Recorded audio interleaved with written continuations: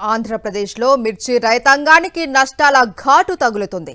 సరైన గిట్టుబాటు ధర లేక అన్నదాతలు కుదేలవుతున్నారు.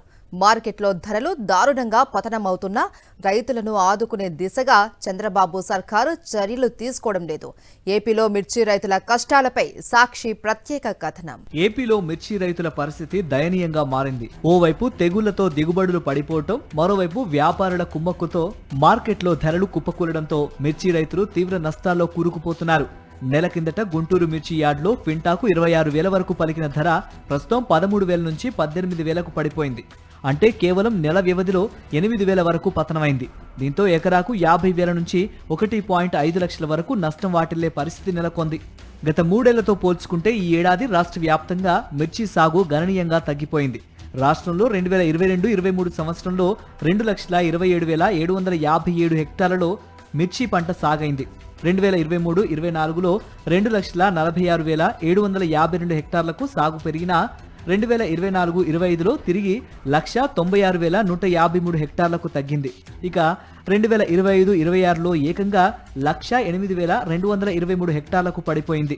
గతేడాది గతంలో ఎన్నడూ లేని విధంగా మిర్చి పంటకు ధరలు లేకపోవటం 2025-26 సీజన్పై తీవ్ర ప్రభావం చూపింది. గత మిర్చి సీజన్లో ఎన్నడూ లేని విధంగా క్వింటా ధర 9,000 నుంచి 12,000 మాత్రమే పలికింది. ప్రస్తుతం ఎకరా మిర్చి సాగుకు సుమారు 2 లక్షలకు పైగా ఖర్చవుతోంది. సేద్యపు ఖర్చులు, పురుగుల మందులు, కోత కూలీలు, బాడుగా అన్నీ కలిపి ఎకరాకు వ్యయాలు భారీగా పెరిగిపోయాయని రైతులు చెబుతున్నారు.